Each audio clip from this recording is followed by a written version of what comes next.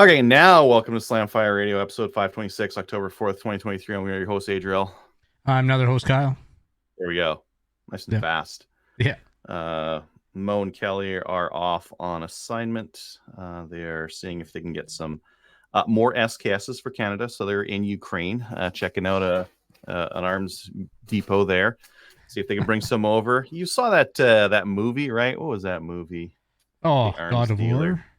God of War, yeah, it's one of those situations, yeah. We use the player money, so anyone who's subscribed with player or on Patreon, you're complicit in this arms race we've got going on here, trying to bring SKSs over from Ukraine. They don't need them. They got Brent 2s. Nah. They don't all the money SKSs. has been given to them. They don't need their SKSs. We need the SKSs. We need cheap. We need those SKSs to go back down to $200 where they belong and not at $500. That's outrageous pricing. Yeah. Anyways, Kyle, what'd you get up to this week in guns? I did local USPSA match this past weekend. Overall, good match. Like I was saying last week with stage planning and the movement, it was a really fun match. Ended up pulling out a second and third place in the non-first responder divisions. So I did second in PCC and then did third with my limited pistol. And it was actually really interesting because I was pretty much matching my times between the PCC and the pistol, but I was getting better hits with the PCC for sure. And even though I had a freshly tuned extractor, I think it's time whether it's AFTEC or just new 2011 extractor. I got to get an extractor for that 2011 because I had a couple failure to extracts on Saturday as well. That's no good. No. But I had the PCC out to sight in when we were setting up on Friday night and had an interesting issue where I had to reset the safety every shot. What? Yeah, it's like you would shoot and it'd be on safe, so you'd have to cycle the safety on and then back off to shoot again. So it was just a GI trigger. So I got on the phone with the manufacturer and asked them, hey, I don't have my PCC trigger yet. Can I run an AR trigger in this? And I guess, they had zero issues running them in the past. So I ended up taking the GI trigger out and put a Kelvin Elite in it. And go fast parts. Yeah, it ran nice. I think I sent you a video where we had to triple tap every target, and it was fun. But with the PCC, there's an interesting recoil impulse. So once I get used to it, I might check out some different buffer options to try and tame that down. But yeah, it's that you feel it going in a battery. It's like clunk, clunk, clunk, clunk, clunk, clunk. So it's definitely got an interesting recoil impulse, but still, once I get used to it, that thing is just gonna rip. Yep.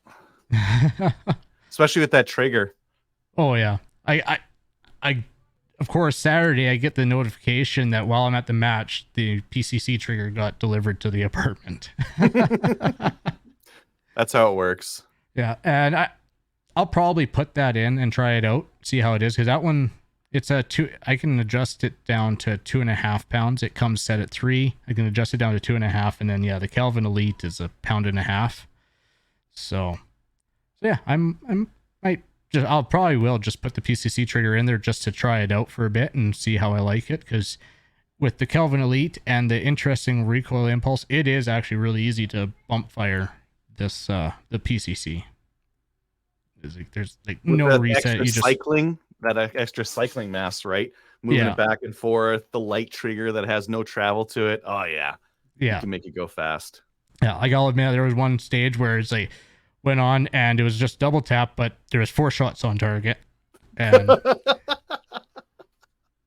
and I'm like, okay, well, at least they're on target. They're right there. But yeah, so it did bump fire a little bit, but it's awesome. I love it.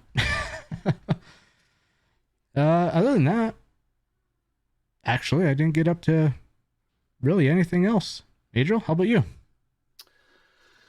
I did a bunch of stuff. Okay, so on the weekend, Chaz Maple Seed. It was foggy. Like drive out there, foggy. But good day, good event. Had a couple of really good riflemen. Had a couple of like people like have a fantastic day. All in all, great success. And that's the last one of my season. So I kind of took all the Maple Seed stuff as I got home and I packed away and it's like winter home in my garage. And now I've got more space for activities in there. Yeah, nice. A lot more space because I got like mats and like push stakes and wire and buckets and all sorts of stuff. Target backers, all this kind of stuff that is now like out of sight. So I don't have to look at it, and I got all this space for other stuff. So I went. Costco had a sale on synthetic oil, so I went and bought like 45 liters, 50 liters of it. Yeah. It was a good price. You know me. Nice. Buy it cheap, stack it deep. Yeah. And then, okay, I've seen this stuff around. I kind of want to try it, and I want to show you what I'm talking about. Aguila Super Colibri. Have you seen this stuff before? I think I saw it, and I just like didn't really pay it much attention. But at the price that it's selling for right now, I'm kind of interested. Yeah. That's a 20 grain bullet that's going 590 feet per second. Ooh. So it must just be like the primer, and maybe like they do the salt bay thing with some like powder in there. Yeah. A tiny little 20 grain bullet. That's really interesting to me. Yeah. Not going to run in a semi-auto, but kind of neat. Kind of want to try it. It'd be, yeah, that's interesting. Yeah. Anyways, I'll get that. If, Sporting Rifle saying 360 feet per second out of his 911. That's slow. That's slow enough where you'll that's want to almost take a not firearm speed. Actually, no, 360. That's not firearm. Isn't it 500? 490. Yeah, 500. Yeah. There's I think there's a muzzle energy. No, there's no muzzle energy to that. I don't know. I can't remember. I thought it was just sending a projectile over certain 495. Yeah, something like that. Yeah, I want to try some of that stuff. That looks fun. What I'm going to use for hunting grouse though this year is CCI Quiet Semi-Auto. It's a 45 grain bullet and it's slow. It's 890. I don't know. It's over there, and I don't feel like getting it, but it's slow enough that at 50 you can watch them dropping in, and there's a huge drop difference between 25 and 50. So yeah, they're going slow, but they use like a 45 grain bolt, a little bit heavier, and decent accuracy. So that's I've got that all sighted in for grouse. Oh, I got a whole bunch of stuff in. Speaking of like getting stuff as you're at the range, I was waiting for this 1,000 rounds of 223 so I could sight in with it. And it didn't come in time, so I'm like, heck with it. Going to the range, and I'll sight it in with my reloads, and I'll use the new stuff. And it showed up like 30 minutes after I left. Oh no! But like UPS was like, "It's going to be delivered today, and it's been rescheduled for delivery today." It's like, when are they actually going to show up? So I just went. I got a whole bunch of stuff though coming this week. 1,000 rounds 223. So Tenda had a sale, $600 per 1,000. I bought 1,000 because I need some ammo, and I'm just like I'm not putting the time in necessary to reload it and keep up with my shooting. So I did that. I got the 300 blackout pilot trimmer. So I'm hacking the cases to length, but then I'm going to use this for like a nice concentric, all that other jazz. It's fast too, so whatever. That's just the Lee Pilot case gauge and shell holder and whatnot. I got some more MRX mags, and then I found out that this match doesn't let you use them unless you go and open. So they're just gonna stay here, I guess. Well, you can use them, just don't load them up past 10. I'm just not gonna bring them. Because on my belt, that means I'm going to have like 20 rounds. I need more. So I've got the cross mags all loaded up and ready to go. And then I didn't show this. Did I show this last week? Type 81 SR? I don't think I did. Yes, I believe you did. Yeah. I did? Oh, okay. I thought we didn't have. Yeah, we had guns last week. Oh, did we? Okay. Yeah. I put the side mount on. So this is the B3D, 3BD, I don't know, bar 3 designs. And it's the side plate. Okay. So on this side here are 2 little Allen screws. And on that side there are 2 little threaded pins. And you just kind of screw it in and away you go. So that went in. And I actually got this thing out to the range. So I was out at the range last night. And yeah, this thing was reliable. Very reliable. Awesome. Iron sights are on. I had it at 300. Is that what I'm set at? That is what I'm set at. And it was good. It was good at 300. I was making hits on steel, just with the irons, with the scope. This, I was just complaining to Kyle just before we started the show. This scope mount, a $28 Amazon scope mount, not so good. I wouldn't have thought. I don't know who would be surprised about this. But yeah, it wasn't very good. But that's okay. It was $28. I just wanted to like monkey around, and I actually found out a couple of things. One of the things I found out is, well, actually, since it's so easy to put on. Okay, so that's fine. But if you put a scope on this thing and you cover this area here, that's where the shells come out of this thing, and they're going to smoke your scope.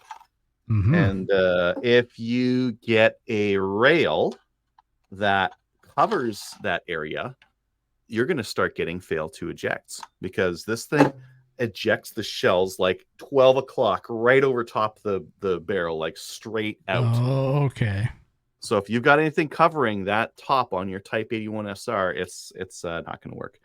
And then the other thing that I discovered is that it doesn't have stripper clip feed lips, which was it's a bummer. Yeah. No, well. But all in all, it was great to shoot. Didn't fail at once, and just ate it all. Just ran. Like how most guns should be, right? Yeah, I guess. Yeah, I guess it is kind of nice when they just run. It just worked. The Gersan MC312. I was getting some stuff from Rangeview, SFRC. I can't remember. One of them I was trying to get the free shipping or trying to make it worth it. Oh, I think it was SFRC. I got the butt pad for this thing. This is the limb saver, and it's got a pretty good fit. So this one's actually made for TC something Encore. I don't know. And it's far squishier than the... Oh, yeah. Wow. Yeah. Much squishier than the hard rock that it came with.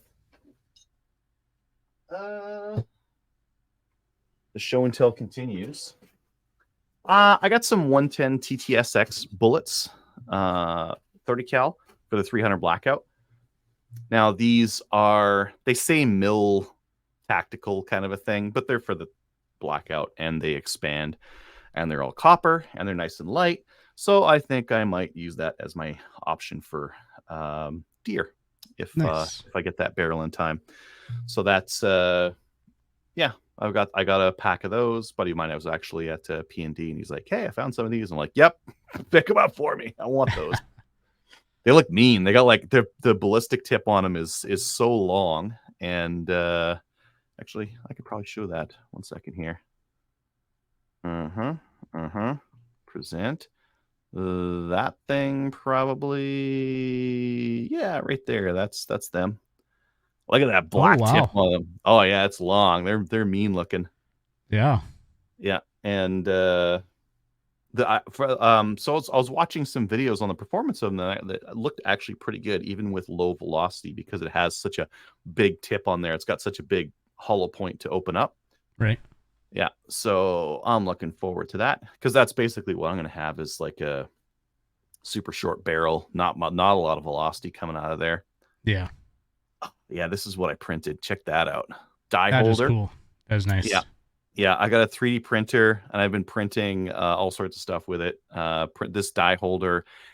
So 270. Yeah, I've got 4 dies for it. I don't have any cases for 4. I'm printing them up. A little bit rusty. Don't worry about that. Yeah, I'm liking it. Yeah. Got some ammo in. There's 1,000 rounds of ammo that came in. And, nice. Just a dumb looking dog. Husky doing husky things. Yeah, Husky doing husky things. That's all on my Instagram there. I've been printing more than just that, though. I have been printing 1022 mag pouches. So these are kind of put them on your belt and load up 3 1022 mags, and they just kind of hold in there. I started with printing ones that had like a little retention tab on them, but then I realized, the ones without the retention tab hold them just fine because it prints sideways. There's a little bit of extra, resistance, and I like them. They're really nice for like a 1022 kind of a thing. So if you're looking at like and I mean there's 1022 mag pouches out there. Just I don't want to spend a bunch of money on mag pouches, and this holds 3 of them, which should get you through most courses of fire, right? And if it doesn't, print 2, I guess. More things I've been printing. This little guy. This goes over a Ruger. Well, that's not safe for YouTube.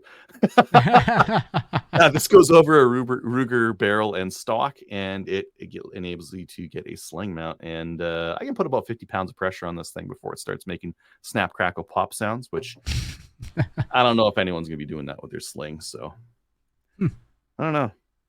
The guy who gave me the model said that I should be printing it not in PLA.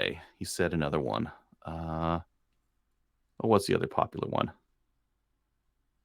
for 3D printing material? Filament. ABS? Not ABS. It was... Anyways, one of the other ones that's a little bit more temperature stable than this one. But I don't know. I'm kind of curious to see how these go. Are you thinking nylon? No, it was something else. I'll look it up later. I always printed like PLA. I tried ABS a little bit, but ABS, you got to be really controlled on your temperature. Pet G. Paul knows. There we go. Oh, yes, okay, yeah. Pet G. That's what he was recommending because it's got like a higher temperature stability on it. But I don't know. I think these would be fine unless we had like a really hot day, and they're sitting on like a hot mat. Then maybe they would start to get melty. I don't know. So I've been printing up a storm. One other thing I did. Is that going to show with my brick? Probably not. Hey, I put in like a lower rack. Oh yeah. So that my 22s can actually like sit there. Previously I had like a step stool underneath them, but yeah, I just put in a lower rack so they fit a little bit better. Nice. On my wall there. Yeah. So last night I hit the range. I was. This is prep for Mighty Peace 3 Guns team match this weekend, and for hunting season. It's all coming up soon here, right? So I brought a pile of guns out. Went with a buddy of mine. The WSMCR. I didn't really sight it in. I know it's sighted in. I just have to verify. Like that red dot has been on there for, I think, 3 or 4 years. And it's like an aim point probe. It doesn't really need to be adjusted ever. It just keeps slamming the rounds down range. And as long as you don't have the barrel nut loosen on you in a major match, then everything will be fine. Which, yeah. Maybe that happened. Maybe that happened to me. I've seen that happen. Yeah. Yeah, I wanted to check that out, make sure that it would run those cross mags well, and it was fine. It was absolutely fine. So I don't need to do anything on it. Type 81, as I said there, went really well. Super reliable and just nice and fun to shoot. The only thing I don't really like about it is the mag reload with the rock and lock. There's just lots of crap to like catch on, and sometimes like you think you're in there, and sometimes you're not quite in there. Okay, that's in there, but it's very possible to like get it low and not have it locked in there properly, and then it just won't be, right? So, and that's kind of hard to get it out. There we go. So that's just possible with these shorty mags, right? With the longer ones, I find you get like a little bit more control over it, so it's a little bit easier to rock and lock them in. Sighted in my 22 with CCI Quiet for grouse hunting. The M1 Garand with hunting ammo. So it really depends. Like what I hunt with this year is going to be real weird. So I've got 2 proper hunting rifles, 2 Savage Axes, one 6.5 Creedmoor, one 243. But this year, both of my sons are now of the age they can both hunt. Okay. That means that one or both of those rifles is going to be in use by them. And I may or may not have a rifle. I might just have binos. But what do I need for a backup rifle? Well, those are better for long range, but maybe I can get something that's good for close range. That's where I was thinking, like that 300 Blackout would be fun, because I could make a very short, very lightweight rifle with that. But what if it doesn't come in time? Well, M1 Garand with hunting ammo would be nice. So I took it out with some reloads, sighted it in, made some hits out at 200, and I'm feeling pretty confident with it now. So that's one option. And the other, so there's another area I hunt, which is near my brother's place, that you can hunt there, but only with shotgun or muzzleloader or a bow and arrow. So I set it in my 12 gauge with slugs. I have like a little single shot break action 12 gauge with a red dot on it, and shot some slugs out of it. Wasn't really happy with the accuracy out of it. Like at 50, it's good enough, but you wouldn't want to go much further than 50. The accuracy on it is just not very good. And it's probably not the slug. It's probably the gun and the red dot and all that jazz. But just not that great. So I'll be keeping my shots close if I need to use it. And then aside from that, I've been packing up for that 3-gun team match. So just looking over my equipment. I'm actually trying a different way to pack my ammo. I'm using like a bigger box, that guy right there, rather than using, like, usually I use a fat 50 ammo can. Instead I'm using that black box here, and I'm kind of loading it up with the ammo and mags and everything all in one. So it's all in there. It's just bigger, so it holds more, right? Yeah. Because they're saying, like, take 200 rounds of shotgun, and that takes up a lot of space. So, it does, yeah. Yeah. So I put that all in there. Normally I was thinking that when I think I got that at Princess Auto, and I was thinking, I've been to a couple matches now, 3-gun matches, where I take one of my kids, and all of a sudden it's like, oh, now I need 2 ammo tins. Wow, that's kind of a pain in the ass. I wish I just could fit it all in one. So that's why I got that big monster to take out, kind of a thing. So I've got that, and then I usually take like a Rubbermaid bin, which is just behind me there, with my belt. What else I got in there? Chokes, eye and ear pro, little toolkit, like any of my other accoutrement that I might need for a 3-gun match. And it's actually kind of a lot. Like, I think about like the IPSC matches I would go to, I would just take like a little duffel bag, and my belt and my gun case and my ammo and everything goes in a little duffel bag. I need so much more. For a 3-gun match. But even with the USPSA matches I've been doing, it's just so much less than if I was shooting 3-gun. Yeah. It makes a huge difference. But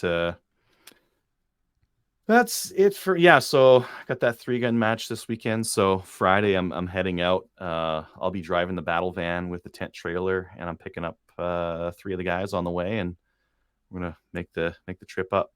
I think that's what we're doing. We've got like two van fulls of people on the way up. So awesome. You guys leaving first thing in the morning, or? On Friday, no, we're gonna go at like noon or so, because I got a half day of work, and so does one of the other guys. So yeah, we'll do a half day of work and then hit the road. Try to get there before dark. Nice. Yeah, it should be good though. Looking forward to it. It'll be a good weekend. I'm jealous of missing out. I haven't done any of the Mighty Peace 3-gun matches yet. No, you haven't. And that's what's bugging me, is like you're finally making your way up for one, and the big one. Yeah. They were saying that there's 2 different. Are you limited on number of shots? No. It's Vickers scoring, not Vickers shooting. Like in IPSC, Vickers scoring. So down 1, down 2, or down 0, down 1, down 3. So every down is half a second penalty. Okay, scoring. Educate me in the difference here, because they said that on the group. Oh yeah, lots of Shaz shooters think they did really well, and then they end up like with a bunch of scores missing. Yeah. Do you need like just double alphas on them? Is that the idea? Yes. Yeah. Okay. Yeah. So get double. So like with Chaz or whatever, it's 2 on target. You're good. Yeah. If you hit like the C zone, that's a down 1. That's going to be half a second penalty for every shot in there. You can neutralize it and still have penalties. you're down 3. Now that's 1.5 seconds per shot in the down 3 zone. So, which is your delta. Yeah, I get it. So you're down 1 second if you put 2 Charlies on paper. If you put 2 Charlies, yeah. And then you need at least 1 down 1 on the target to neutralize. So if you hit 2 down 3s, you're down 3 seconds plus 5 seconds for a failure to neutralize. Just shoot accurately. I think that's what you're telling me. I shot there just like a normal match, and I'd still do good up there. So double alphas all day long.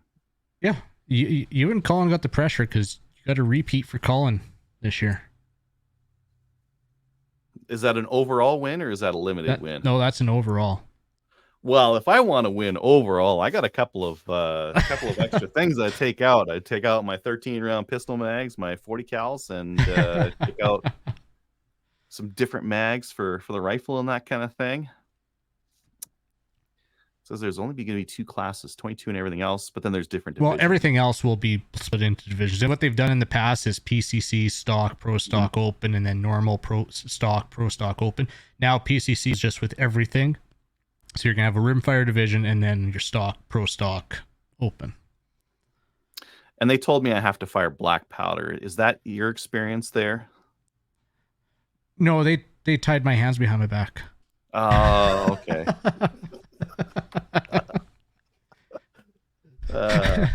Yeah. No, it's going to be a fun time. I'm really looking forward to it. This is one of the funnest weekends of 3-gun I've ever experienced. Yeah. It's hard to have a bad time camping on a range, shooting during the day, hanging out with the guys. Yeah, it's gonna be hard. Open fire, cooked pork. I'm sure Curtis is gonna have that going, and it's gonna be a great time. Yeah, I'm looking forward to it. Okay, let's talk about some upcoming events. Not this weekend, weekend after, October 14th, Chaz Ladies Day. There's info on the Facebooks for that if you're interested. It's a BTSA IPSC rifle and PCC match coming up October 21st. And I think that's it. Getting into the news, the CCFR court case decision is going to be rendered by the end of October. So this is a judge saying, like, yep, we're going to have an answer for you by the end of October. So we have our timeline. Yeah. Fingers crossed. Yeah. Fingers crossed. I'm not super hopeful. I don't really think anything of value is going to come out of it, but I'm glad they did it. I just don't have any faith in the justice system in Canada. Yeah, that's fair. But maybe I'll be surprised. Yeah. You never know. Speaking about surprises and like more interesting stuff, why don't we get into new gun stuff? Sure. So new gun stuff is brought to you by Bullseye North. Need a new boomstick. Bullseye North is Canada's shooting superstore and a proud supporter of the CCFR with a wide selection of guns and top trending gear for any shooter. Free shipping over 250, I think is what it is now. Some exclusions apply. Subscribe to the weekly newsletter to get first access to the hottest deals. Speaking of hottest deals, okay, they had a couple of things on their for sales screen that I think that are kind of timely. One, orange vest. Yeah. An orange vest is a good idea if you're going hunting on public land, even on private land. It's just nice to see where everyone is, and no one gets mistaken for a furry woodland creature. I'd never worried about them before, but even down here, like thinking about going hunting, starting to think about wearing orange.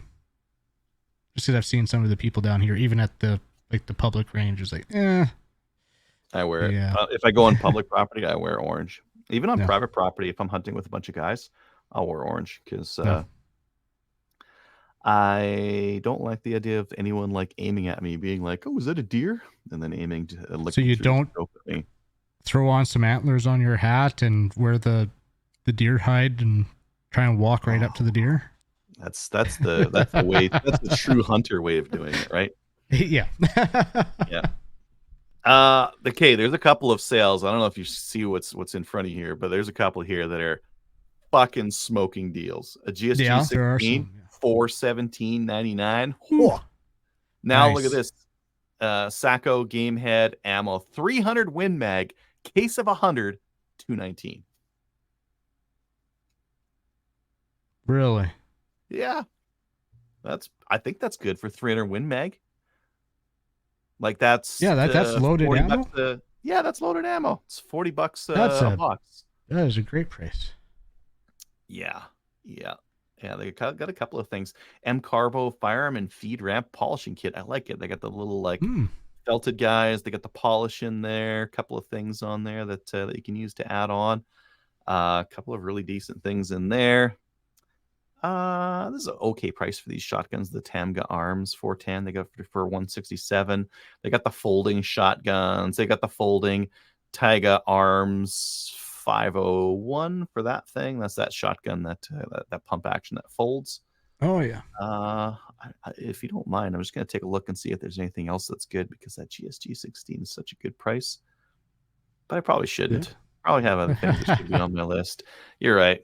I'm just going to stop looking so I don't need to feel the temptation. There's lots of good stuff in there. There's lots of good stuff in there. I Run Guns has Magpul PMags for $13 US, $12.99 technically. They just ship. Nice. That's a pretty good deal. If you're looking for, your 530s and you just want to have a pile of them just to, shoot competitions where you're limited to 5 rounds, for example, that's a fantastic deal on those. Cabela's and Tactical Imports has this right now, but the Type 81 SR, they're on sale for $9.99 where you can find them. That's like that gun I just showed you. And if here, let me just Cabela's. Okay, if you're going to be a pain in the ass, I'm just going to look for Tactical Imports. There it is, $9.99 for the Type 81 SR. And if you buy them from them, there's also a couple options. They've got like a muzzle brake or a slant compensator or a flash hider or spare mag, spare parts kit, side rail mount.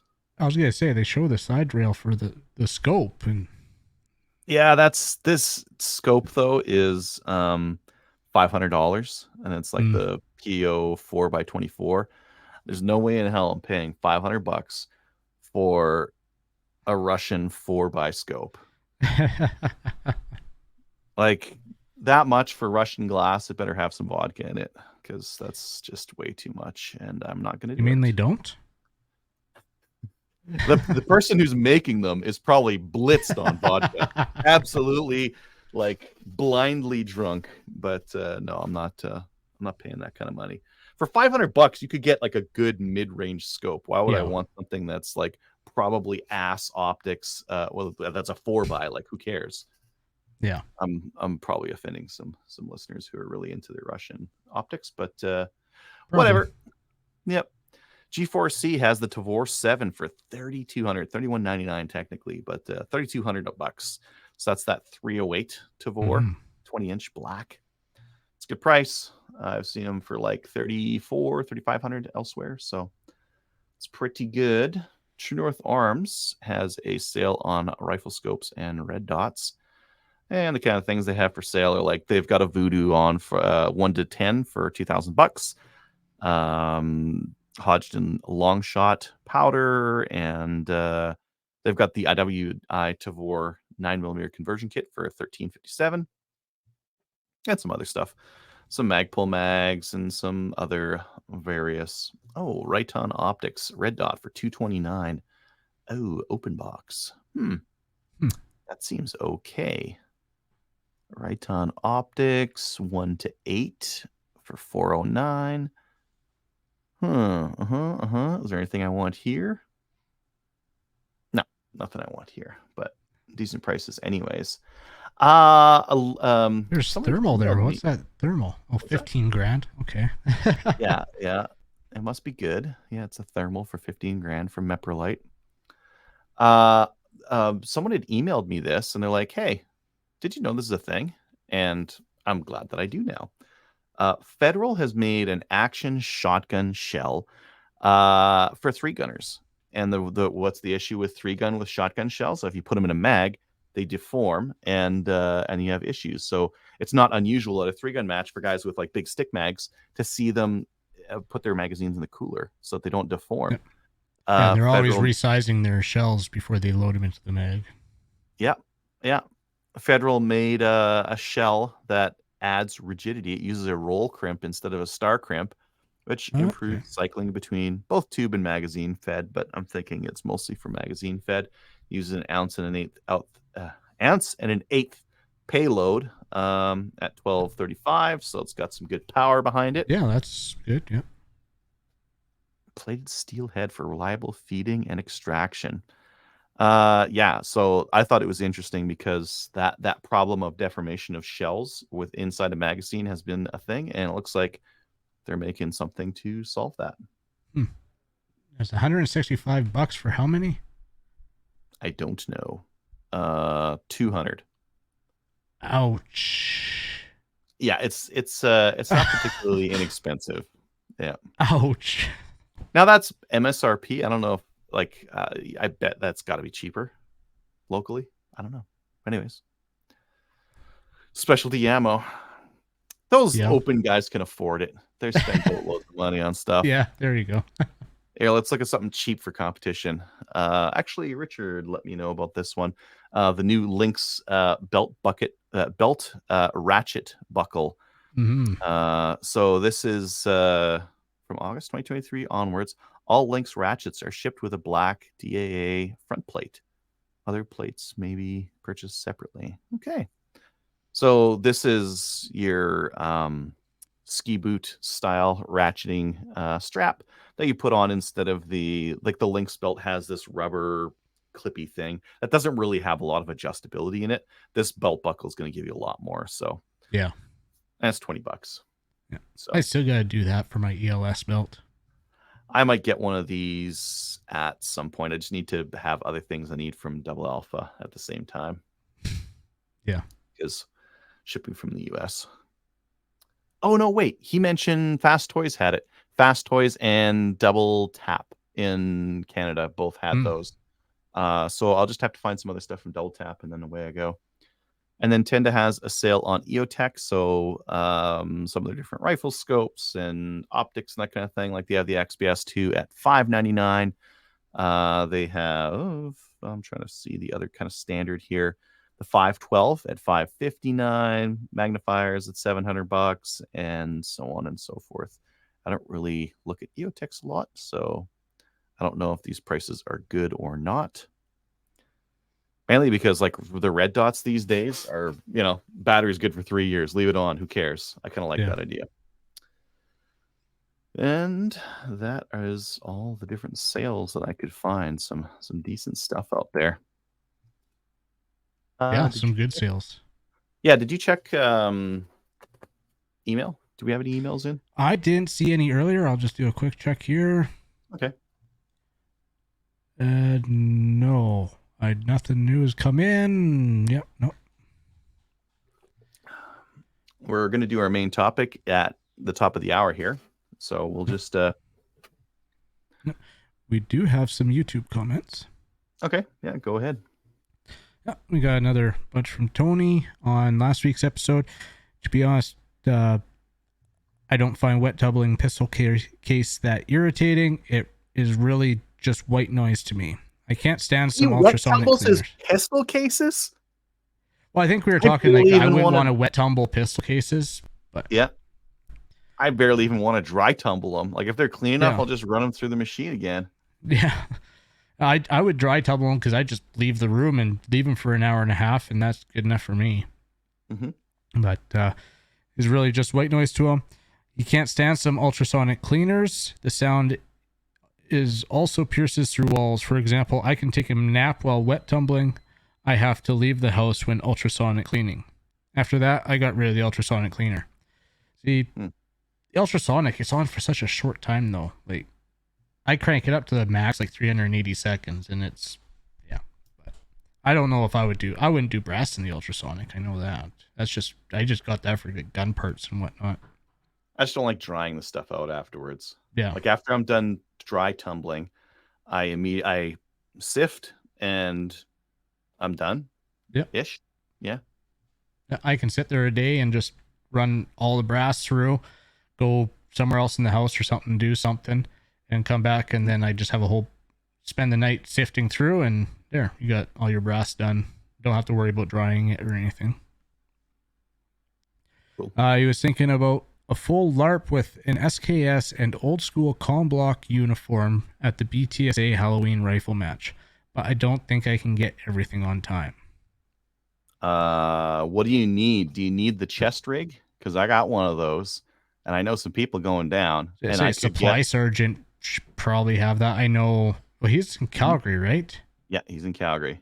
There's an army surplus store right down by Ogden, or just down by downtown. There's this army surplus store down there. I'm sure they'd have something. Mm-hmm. There is that Chicom chest rig that holds the stripper clip with ammo in it, and you could use that if you wanted to. Yeah. Surprisingly, he shoots PCC faster than rimfire rifle at steel challenges. It seems the lack of recoil feedback actually slows down his shooting. That's okay. Yeah. 4 power, 6 power. It was directly to 24 power for him, and I think I can still use more magnifications. Maybe I'm the problem. Is that at Maple Seed? I think so. Yeah. Yeah. So I usually recommend 4 to 6. I used 7 on mine when I was in the prone position for stage 4, just to get myself like a little bit more resolution. Really, when we say that, it's because, well, it's not really adding much accuracy, right? From the positions that we're firing from, you're looking for like 2 to 4 MOA of accuracy. Yeah, it's adding more perceived movement, so it's a little harder to. It can be like from the standing position specifically. If you use like a lot of magnification, it can be very frustrating to try to get it going.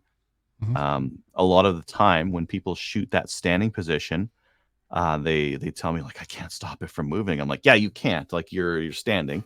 But and I look over and I'm like, oh, you're set to 10x. Here, let me turn that down to 4. And all of a sudden it'd be like, oh, it doesn't look that bad now. I can hold it black. Yeah, it's fine. Yeah. Yeah. Yeah, I've always been at high magnification, but I've learned to tone that back a little bit just so that there's not so much reticle movement on the target. If I'm hunting and I'm not like long bombing it, 3. Yeah. I don't need a lot. Yeah. Well, I run a 3.5 to 10 for hunting. So yeah, a lot of time I'm on 3.5, and you know, if it's out like 200 yards, then okay, yeah, I'll pop it up to 10. I don't play around in the middle with the hunting. I just grab it and crank it. Yeah, exactly. And if they're out at 200 yards, you probably have the time to like make those movements and crank it up and that kind of thing. Yeah. Yeah, Mike's just letting us know that Facebook didn't tell me you're live. Bad Facebook. Well, we scheduled this show like a month ago, and I think Facebook forgot about it and they didn't let us like start it. So that's what happened with that old one. So I recommend the 3 to 15 Hunter from Apex Optics. Yeah, those just come in and start shipping out. So I'm excited to see. That's a lot of magnification at the top end. But if you're doing a long range shot, the extra magnification's nice because you can see what the deer's doing. Like you can track the deer. And you can see it like, oh, is it looking skittish? Is it looking like it's going to come my way? Like what is it doing with its eyes and that kind of thing? And you can't do that at low magnification. At low magnification, you're like, I'm going to plunk it in the chest. Yeah. Tony goes on. He found the Cabela's link doesn't work too reliably. The way he would suggest is to do all the shopping first, then use the link to go to the cart just before checkout. Okay. Yeah. And he also says 9 ports for 9mm seems reasonable and very reasonable. I actually tuned it. I pulled out all the adjustment screws for the vertical muzzle movement, pulled them all out, and it just keeps it nice and flat. Is your rifle a straight recoil on that one? Like, is the buffer tube in line with the barrel? Yeah. Oh yeah. It's like an AR. It's a AR buffer in there. And you don't find that kicks the muzzle? Because I find with anything that's a straight recoil, as soon as there's any ports on the top, if you put it in slow-mo, it kicks the nose down on it, which doesn't feel bad shooting it. It's just... Well, that's why it had the different ports that you could plug some, because usually it's up to the right. So with the comp that Dad and I had designed, you could tune at 360 degrees, so you could put your your ports to push down your muzzle up at like 2 o'clock to push it down left so that it just stays steady. Mm-hmm. But this one just has them right at your 12 o'clock position. And I was out there and trying, and with the 4 ports up top open, it doesn't push it down. It just keeps it right there. It's nice, flat, sweet. Biggest thing I want to do is just tame up that recoil impulse, because it throws you off, especially after shooting ARs or like ARs for a while. That recoil impulse is very unique. You don't have like a pound and a half like cycling back and forward on. Yeah, very fair. Yeah. Tony goes on. Bravo Bullseye for free shipping on ammo is definitely a purchase decision factor. Give Tenda a run for its money, literally. And then he comments. Yeah, sometimes some places will have like deals on ammo or whatever, but if they don't have free shipping or if the shipping's expensive, it makes it not worth it. So I'm happy to see it as well. Yeah, for sure. He's going back in time again. Episode 372, Yukon Strong. Says, French press best way. May I introduce you to the V60? Just my preference, though. I have no idea what that is in reference to. You're muted. Yeah, I'm just looking up it's a coffee dripper. So you stick it over top of your coffee mug. I think this is the one he's talking about. Coffee dripper V60. Okay, yeah. Yeah, I've seen those types of ones. There's little silicone ones or whatever. You can just get filters and put them in. Or I get the instant pack. Starbucks or Timmy's, and I put it in a cup and I put boiling water in and I choke it back. Yeah, usually when I'm, especially backpack hunting, I have a bunch of like the instants. I would do like the Nestle ones and bring those out. Mm-hmm. Any comments on episode 376? It was a listener call in. Glock magazine loader mandatory. Especially the Magpul 10 rounders without the pin. Everything else, meh, helps your fingers, so I'm not against it. I do agree. Glock mags. That's the only time I pull out the Uplula is for Glock mags. Yeah, but I like it. Yeah, I use my Uplula on everything just because it makes it faster. But it like mandatory, Glock mags. He's asking when's the next dial-in show, which we haven't discussed that at all, so don't know. Do one anytime. Yeah. Then he's back on to last week's episode. Shooting off the mag. I will do it at my next Maple Seed with my PCC. No, you're not allowed to. It's in the day's brief. No monopoding. Yeah. And he's got a PSA. Do not buy Winchester white box rimfire ammo. From what I've seen, tons of misfires from even bolt and lever guns. I have pretty good luck with Federal Auto Match, and we'll see them used widely at steel challenges. I was gonna say that's the one that I see with failures. I saw it again this weekend. Fail to fire on auto match. Good hits on the primer. Nothing going off. See, I tend to, if a box says Federal, I tend to just stay away from it. And Winchester. Yeah, Winchester. Well, Winchester shotgun. Actually, like you get like centerfire Winchester hasn't been horrible. It's fine. But yeah, just the rimfire. I've had terrible experiences with Winchester rimfire. 17 HMR, 17 WSM, 22. I've had issues with all of them. Yeah. Like rimfire, I'll usually just do like Blazer or CCI. Yep, solid choices. Like saying Winchester rimfire is either underloaded or a compressed load, and you never know which one you're gonna get. It's great for like, if you're gonna go hunting grouse or something like that. It's like candy cane loading. Sometimes someone will be extra strong, someone will be a little bit lighter. It's perfect. That's what you need, right? Yeah. And then the last comment here from Tony is, I think Savage upgraded the A22 pin to a solid pin. Mine has worked pretty well over the 1,500 rounds. Does he just have the solid pin?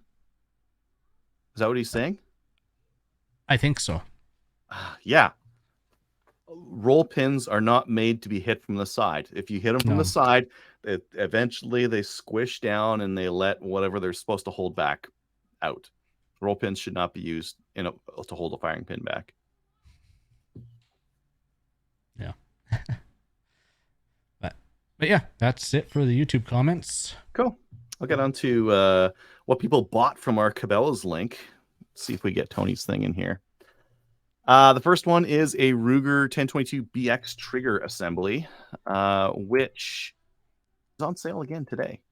Nice. $99. So if you're looking for like a heck of an upgrade to your Ruger trigger, this is a good price. They've got it on $99.99 or $99.98 today. It's a good price. It's not the best trigger out there. Like the kid trigger is probably the best trigger out there. It's also $450. It's $99. It's a little bit easier on the pocketbook. It probably doesn't cost more than the rifle does.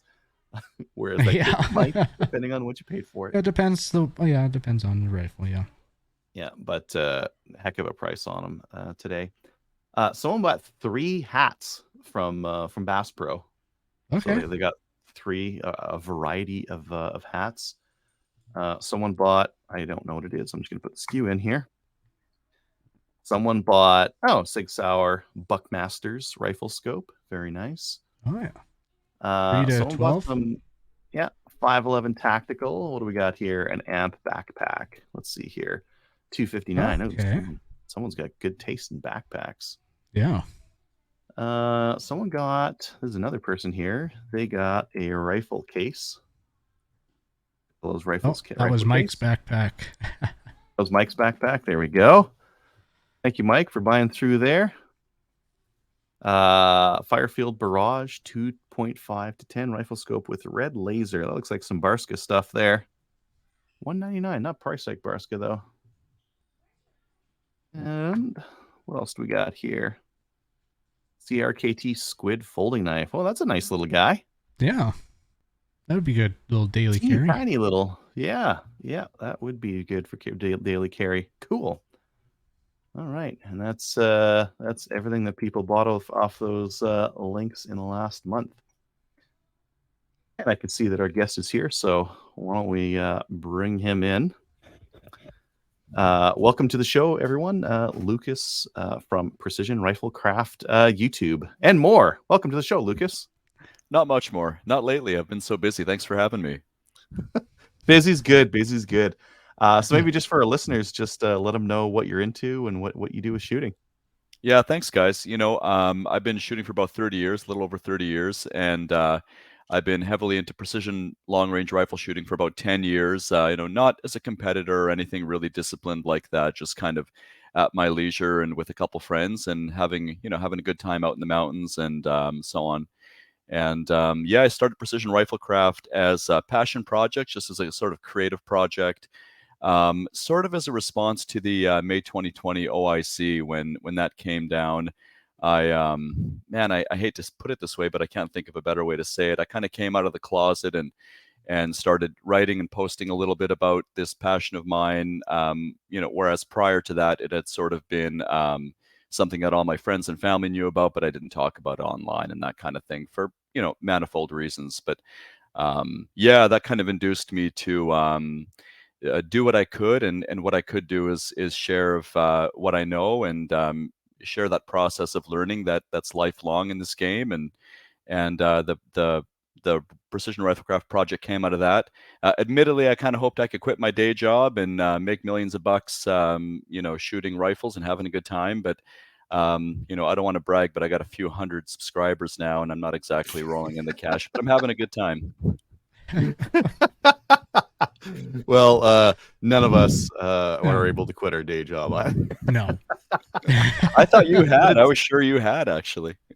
No. I have a daytime job. Yeah, I'd probably be putting out more videos if it was my full time. But no, it's just a fun project. I actually have my teenage son doing my editing for me. That's why it's so hit and miss on quality. But anyways, it's fun anyways though. One of the videos that you put out kind of fairly early on in your YouTube channel that was really interesting was your M10X Oh no. breakdown.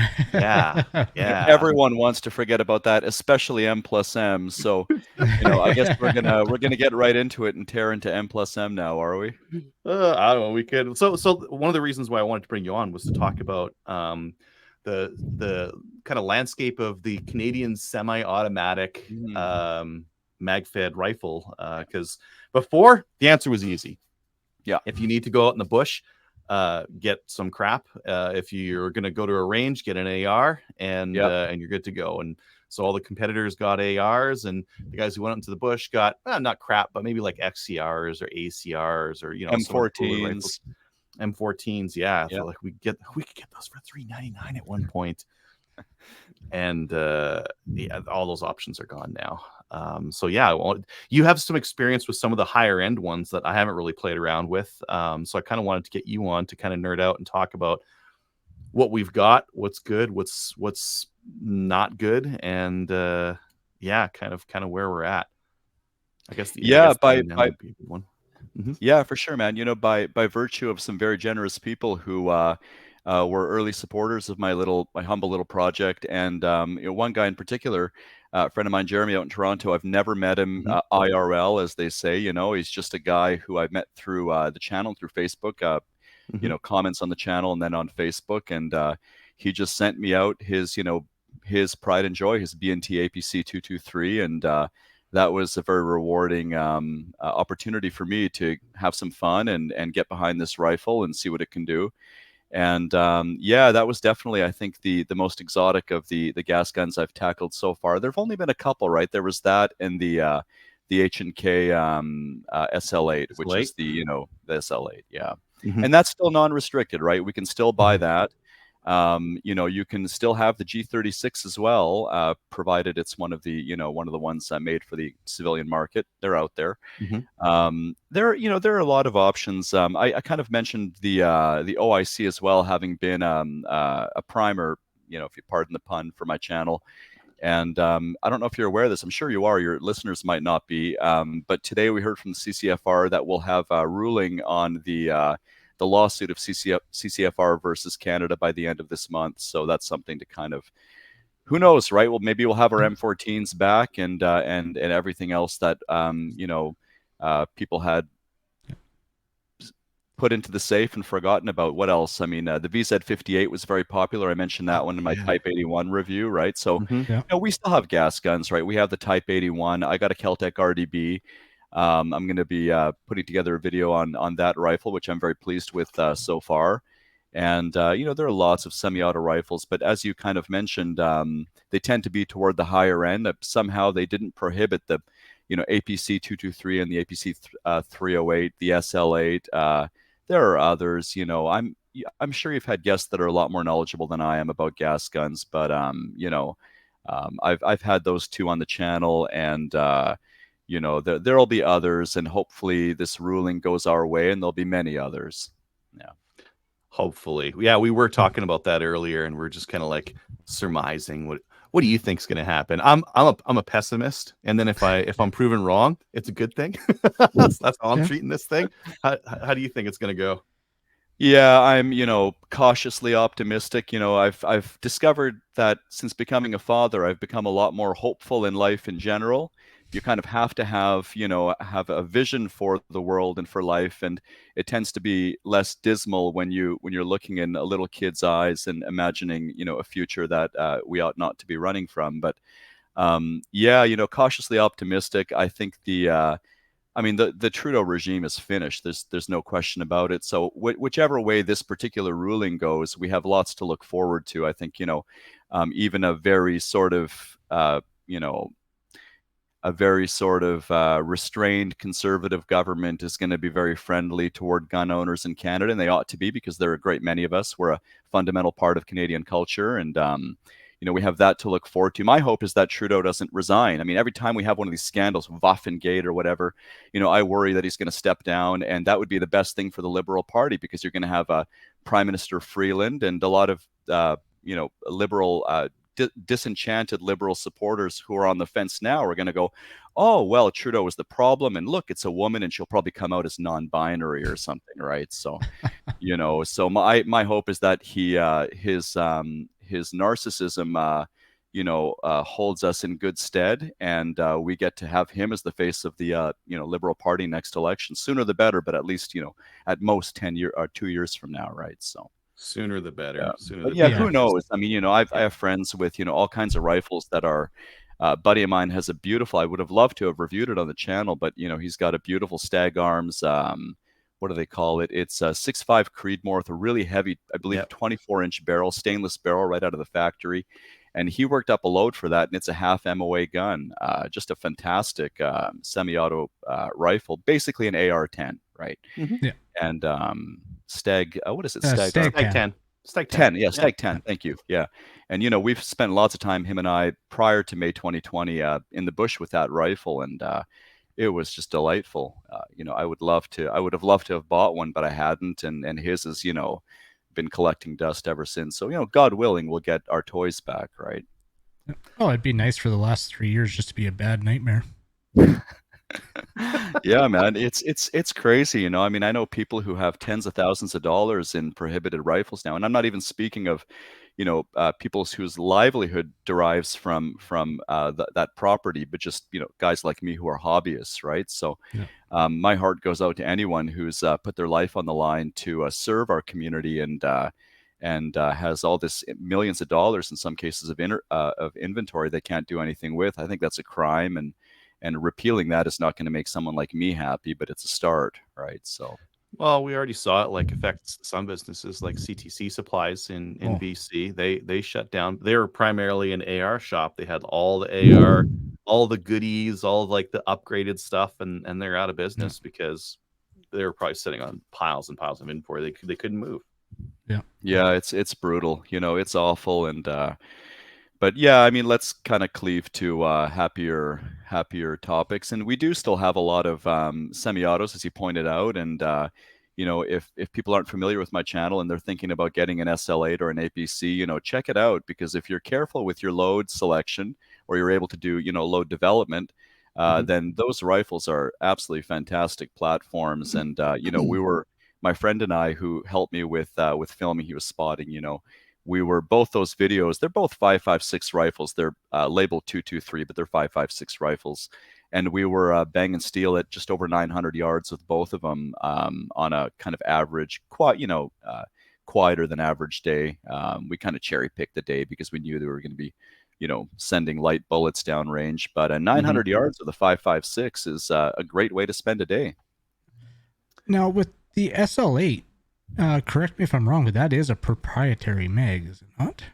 It is. Yeah, it is proprietary. Now, you'll have, listeners who know a lot more about that platform than I do, but it's my understanding there are some magwell conversions, that it is modular, and you can drop the magwell, and maybe you can make it work with Stanag magazines. I'm not sure. I was using the proprietary mag that my friend Chris in Southern Alberta was generous enough to entrust me with. He got it back against all odds, right? But that's a cool gun. It's ugly. It's like I mentioned in the video, it's what you would imagine if Glock made a precision rifle. It's brutal. It's like this sea of plastic, and everything's the rail is plastic. When I saw that, I thought, oh, bloody hell! I mean, a plastic rail. How's that going to work? And I have to check my notes here, but that worked out to be. Yeah, that was a .61 MOA rifle, 5-round groups, cherry picking a load, right? It was but factory load, because one of the things I do with these videos is part of it is the constraint of time and effort and all that stuff, but I don't do load development for rifles that are loaned to me. It's a lot of work to put into something that's just going to go back to someone. And the other thing is, I'd like people to be able to replicate my results. So if someone goes, oh man, yeah, this is great, I'm convinced I'm going to buy this rifle, they don't have to go and spend $7,000 on reloading equipment, right? They can just go buy that load. They've watched the video and they know that a Hornady Match 73 grain ELDM is your hucklebearer. Yeah, for sure. Yeah, Mike was saying, you can get a mag conversion to Stanag for that thing. Okay. Oh, there you go. Or with enough JB weld and duct tape, anything's possible. Thank you, Mike. I know I'm familiar with Mike from Facebook. Very knowledgeable guy, so it doesn't surprise me that he would chime in. Yeah. Cool. Yeah. So we mentioned a couple there. How was the APC? So I've seen a couple on the range. They seem to run. Like how to go for you? Yeah, it's great. It's for the money. There are some shortcuts they took. Like the stock is totally, it's brutal. I mean, with anything less than a red dot that's sitting right on the rail, like a really low profile red dot, you can't get a proper cheek weld. It's a chin weld. It's not something, you're not going to be high speed, low drag, you're not going to snap it to your face and be, be performing the way you would like to be performing. But yeah, it was a good rifle. I mentioned in the video that there are aftermarket options for the stock. I think that one, when I made the video, was running like $4,500 with tax. So it's a pretty penny for someone like me. And I'm a working guy. I'm not gonna go spend $4,500 on a gas gun that I'll shoot once a year, right? But if you can afford it, and you can afford to ameliorate a couple of those shortcomings, like principally the stock. There was something else too, escapes me now, but yeah, maybe it was just the stock. The trigger, oh, that's what it was, right? All of these rifles really have mediocre triggers. Like if you're used to even cheap bolt guns like this, I pulled this out of the safe just to have something on the bench to show you guys, right? But this is something I'll be doing a video on, and this is just this is just a Ruger American. This is a real budget gun. You can truck gun, it's a cheap gun. I dropped it into a KRG Bravo stock, which Neil at Ironwood Armory did an absolutely stupendous job Cerakoting for me. And by the way, if any of your listeners, want Cerakote work anywhere in Canada, you can ship it to him. But here in BC, especially, he's in Victoria. He is a real wealth of knowledge. I learned so much about Cerakote, its limitations, how and why it goes bad when it's applied incorrectly from him. So he's someone you can trust. If you got a Cerakote project that has to be done right, that's who I would send it to. And yeah, so he did this stock for me, and all I did was I changed the return spring in this trigger. It's an M Carbo part. It was like $20 or something, and it's 2 pounds, I think. No creep. Makes a big difference, eh? Those M Carbo spring kits are crazy. On some of the guns, it's night and day. Yeah, they're wonderful. It's a neat company. They seem to have a wide range of products. I bought their spring for the RDB, and I'm embarrassed to admit this, but I've had it for like maybe going on a year. This, in fact, I think it's right here. If I can, there it is. Yeah, it's right in the top drawer of my tool bench. So there it is. There's my M Carbo Keltec RDB trigger spring, still in the packaging, because I watched their video and I kind of went, yeah, I'll do that next weekend. And it's always next weekend, so. Well, with Keltec, it's always a chore getting into the guts of the rifle. Yeah, that's it. It's this kind of black box, whereas this thing, you drop the barreled action out of the stock and there's the trigger. There's nothing to it. I mean, even I can do it, right? So, yeah. Yeah. Huh. Yeah. No, those triggers make a big difference. All right. Yeah, there's the B&T. Have you played with a Bren too? No, but there is plasticky. They're very plasticky. Yeah. I haven't seen one in real life, just pictures. So, yeah, gotcha. Okay, well, hopefully it performs. I mean, there was some issue with the barrel. Maybe you can elucidate that. I think Delask here in Metro Vancouver was I don't think they were making the barrels. Someone told me they were provisioning them for CZ, to meet those non-restricted requirements, right? Like the NR version was supposed to have a barrel sourced through Delask. Now, this is all hearsay. If I'm wrong, then please tell me. Let me know. So Marstar got Delask to convert a bunch of them. So it wasn't through CZ. They just imported a bunch of the 11-inch barrel ones and they slapped on the 18 and sold some extra 4Ns for them. Some of those barrels were good. I got a good barrel, like with the heavier bullets. I had one. Yeah, I reviewed it and got it out. The barrel I had was fine. Running like the heavier bullets, 70 grain, somewhere in there. I was getting great accuracy out of it, like right around 1 MOA. But I saw some of the photos of some of the other guys that had the conversions. Some of those barrels, the chambers on them were very rough, very rough. Oh, yeah. and that was that's a shame. I mean, CZ, CZ has such a great reputation for quality control. I mean, I should say I've never owned one, but I've never heard anyone complain. I mean, all these IPSC guys, they love the shadows, and this company has a great reputation, right? It's kind of speaks for itself. But yeah, that's interesting. I guess maybe they're having some quality control issues with those third-party barrels, but yeah, there is someone who's volunteered theirs, and hopefully I'll get to hopefully I'll get my hands on it. I'm way behind. Like, I'm kind of on hiatus. I haven't made a video in, I want to say, 9 months or something like that. So, to all the great people who have left, supportive comments on the channel, that kind of thing, I really appreciate it, and I haven't forgotten about it. I changed day jobs, and so it's been difficult to kind of get the time to do it. But I'm halfway through. I've been for about a year now. Actually, I've been halfway through my current episode. It's basically all done. I don't know if you guys are familiar with the Dick and Drill. Have you heard of this? I have heard of that, actually. I think. I haven't heard of it. Yeah, there's a guy named Elijah Dicken who no. Yeah, this was. Oh, I have heard of it. Yes, I know. I know. He was very young. As soon as he said his first name. Yeah. So this is a guy. Yeah, he stopped a mall shooter, right? He put 8 out of 10 rounds on target from 40 yards, advanced on his target as he began firing from reputedly from 40 yards. We don't know much. Maybe we do now. I've kind of been out of the loop. But, to the best of our knowledge, back when I was began working on this video, it was a 9mm with iron sights, right? So this guy stopped this mall shooter within 15 seconds, I think it was. So the IDPA actually standardized it, 8 out of 10 rounds, 15 seconds, 40 yards. And I did all the shooting like better part of a year ago, where I did 3 variations on it. So I did it first the easy way for me, because I don't shoot pistol that often. If I could carry a pistol, I would shoot it all the time to train, but it's really a range toy, as you know, right? So I shot with my red dot, and did really well. And then what was the other thing? And then I turned off the red dot and I shot with my irons because they're co-witnessed. Did really well. And then the third thing, this kind of novel, I tried to do it in a unique way, because everyone has already done this. Like, Grand Thumb had a great video on this. As soon as it came out, the guy, like, the next day, he's got a great video on it, right? Here I am a year later going, it's almost done. I've been saying that for, and then the third thing I did was something a friend of mine who I interviewed on the channel, my buddy Sam down in Arizona, who's an ex-SWAT sniper. Really amazing guy. Like, I think the world of this guy. And he taught me about something called stress inoculation.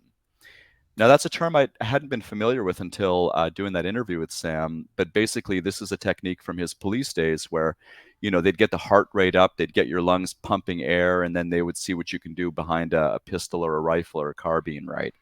And so I did the Dick and Drill. I hate running. I'm like, the weakest.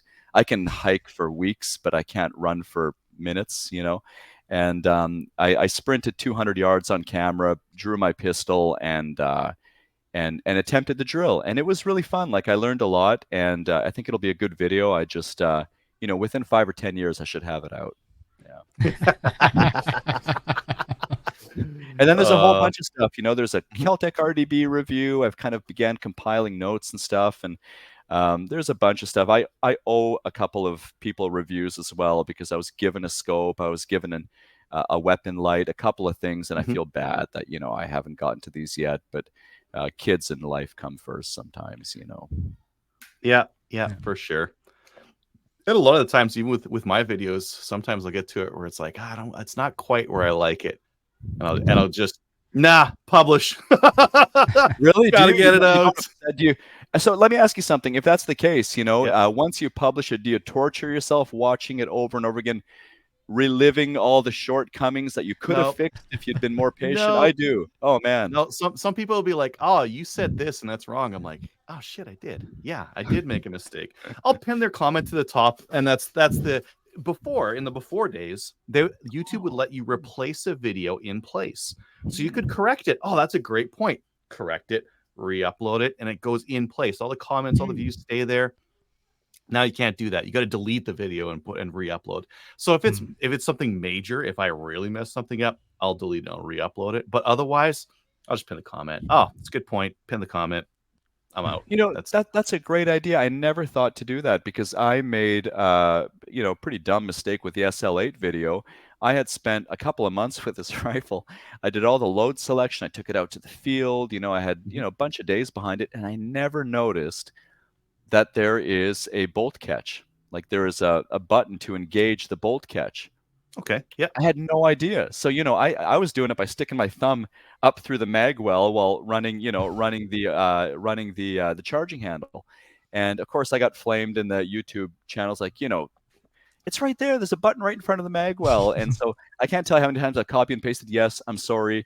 I've added a note to the description. I had no idea, right? And so I can just pin that first one maybe from my buddy Chris that loaned me the thing. They'll still comment. They'll still comment. They don't read it. Yeah. Yeah. But you could say like, I pin the comments in the description. Come on, what do you want me to do? At least I won't be the only moron then, right? Yeah, exactly. They forget they didn't read, and they didn't do their part. But yeah, I mean, like with a lot of this stuff, it's I don't know about you, but like with the only reason I went to YouTube was I wanted to create content that no one else was creating. There's lots of guys out there that'll like do lots of shooting footage and then just talk pros on guns. I want to talk about like pros and cons and do them from my perspective of typically competition shooter or hunter, right? And then that's the viewpoint I'm approaching these things from. But other people have other viewpoints on these kind of guns and how they use them, right? I think like if you go back in the day, the magazine reviews were the worst. There was such bad nepotism and such bad like the one gun that drove me nuts the most was the R51. So many magazines. It was a pistol that Remington released. Boy, 10 or 15 years ago. It was a piece of shit. It was fucking bad. This was like the worst pistol ever. And the magazines were like, yeah, it's a novel design and it's got this. And now a word from our sponsor. Yeah, well, if it like you can't shit talk Remington because they would cut the advertising for the magazine. And as a result, all these magazines were like singing the high praises of this garbage handgun, and it didn't do Remington any good because where's Remington now? Good point. Yeah, still made too many garbage guns and sunk. Yeah, definitely. Yeah, but yeah, there's still some YouTube reviewers that are like that. Maybe they don't do it like implicitly or as explicitly, where they're aiming for dollars that way, but they won't say negatives about guns, and I think it's a disservice to the people who are trying to buy them because people need to know if a gun's good or not, right? Yeah, for sure. I think that's the only thing people are interested in anyway is the truth. People are interested in an honest review, and all the most successful channels, whether it's Nut and Fancy or Grand Thumb, they have that reputation of just being honest and trying to it's nice to have something good to say, but and bloody hell, I tried with that M10X. I mean, I really tried. I did my very, very best for that. Like I just kept like I'm kind of hopeless that way too. There's that old saying that hope dies last, after the last synapse fires a little farther than that, but yeah, I just kept hoping that this thing would work. And yeah, not so much. Not so much, yeah. The one of the nice things that came out of my channel is all the fellow Canadian gun owners that I saved that headache for. I can't tell you how many nice comments I get saying, I was just about to buy this, and my buddy was telling me I should buy this thing, and I saw your videos. So, you can relate to that, right? Like when someone, when you save someone money, they don't buy that Remington or they don't buy that M+M, then you've done something good. Yeah, for sure. Yeah, there's a couple like that, and then for just as many comments you get like that, you get people who are saying like, "I bought one and it's fine." It's fine, of course. I put 50 rounds through it. It's fine. That's right. Yeah. Put some more through it. You can see how it does then. That's what I'm getting right now. 2 stoppages per magazine. It's great. Oh, that's what I'm getting right now with this BCL Siberian review, because I got one that was really bad, and it went to BCL twice for warranty, still bad. So that's my experience. But other people out there is like, oh, I've got 1,000 rounds in and it's fine. Or I got 500 rounds in and it's fine. Keep them coming.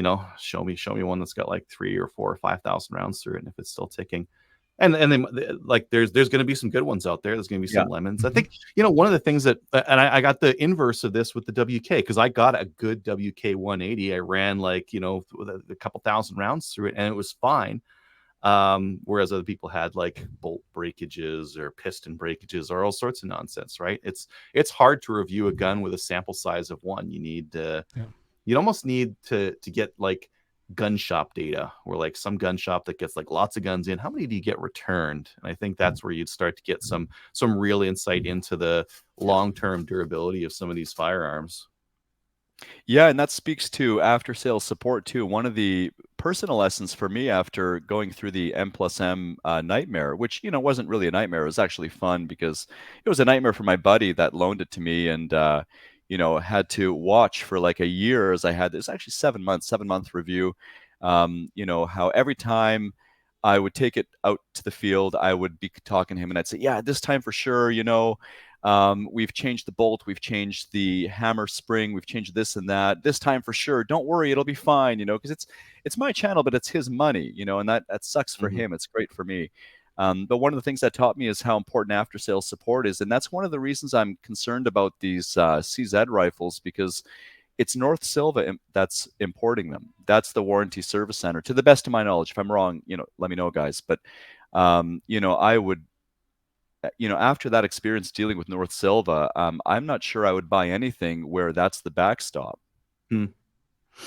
Yeah, there's because God bless, if it works, then great. Hopefully you don't need warranty service, but if you do, you want someone who has your back, who respects the fact that you've put your money on the line and you've trusted them, right? So, yeah, as many failures as we've had with like the WK 180s, like Kodiak's pretty good about, like, you send them a picture of a broken piston, they'll put one in the mail for you and send it to you. And yeah, I've heard that. Good for another 1,000 rounds or whatever, but but at least they put it in the mail, right? And BCL's hit or miss on that. Sometimes they're really good, sometimes they're not. Like usually, like on the good times, they'll get back to you really quickly. I had some times where like I went months without getting anything from them, but yeah, some of those foreign manufacturers, if you're dealing with a Canadian importer, some of those importers don't have service centers, or the service center is something weird. It's one of the real downsides of buying guns in Canada. It is, dealing yeah, with like the warranty absolutely. support. I mean, even the companies that have great reputation for warranty service, there are big differences. Like, let's take Vortex for example, right? I mean, that's the one thing that will guarantee someone will buy a Vortex product, is that bloody warranty, right? And down in the States, they'll provide you with a shipping label, so you still have the hassle of dismounting it and losing your zero and so forth. But at least you're not gonna be out any money.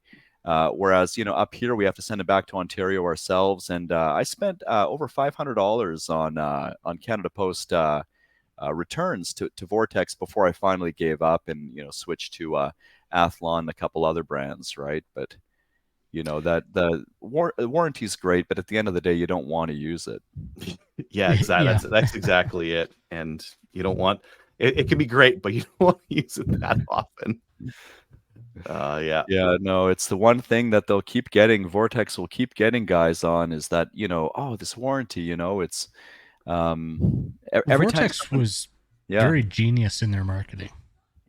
I got to hand it to them. They were very genius in their marketing. They were. It was very, I would say they pioneered that market segment of providing that high value a product with those features and that support. I mean, they really built a name for themselves, and American owned business, and I believe they were founded by veterans, something like that. So I, especially as a civilian, I have a lot of respect for that. You're right. They came up with that whole business model, but companies like Athlon have outdone them at their own game because they're making better products, most of them in the same sort of overseas factories. Like, there's a factory in Japan that makes both Vortex and Athlon's top products, low or light optical works. And, I think Vortex is eventually going to get squeezed out if they don't change their quality game, because people like me, like I'm not wealthy by any stretch of the imagination, but I owned over 10 grand in Vortex products, and I don't think I'd buy another one. Definitely. Yeah. I mean, Yeah, well, I mean, one of the thing that Vortex that was kind of interesting was they sponsored a lot of shooting matches. Right, A right, lot of them. right. Yeah, they got Yeah, their product in people's hands, yeah. and they supported the shooting sports in a lot of different ways. I've heard that. Yeah, that's right. That's something I forgot about because again, I've never competed a day in my life, but I've heard people say that, and that builds loyalty. People appreciate that, and you know, someone cynical might say, sure, but it's just marketing. I don't think so. I think when Yeah. someone's generous, you should take it at face value. Oh I yeah. think they're doing a good thing for all those people in the you know, in PRS and so forth. But yeah, I just got sick of sending stuff back to them, you know, Yeah. and I'm you know, I'm not particularly brand loyal. If I find something I like, then I tend to buy it. I bought Vortex exclusively because I like the features, I like the value for money, but I'll jump ship as soon as something better comes along, and that's how the market moves anyway. So yeah, what do you guys like? So for optics, what are you guys running? What's your preference these days? All sorts of stuff. I've got like one of everything on the wall behind me.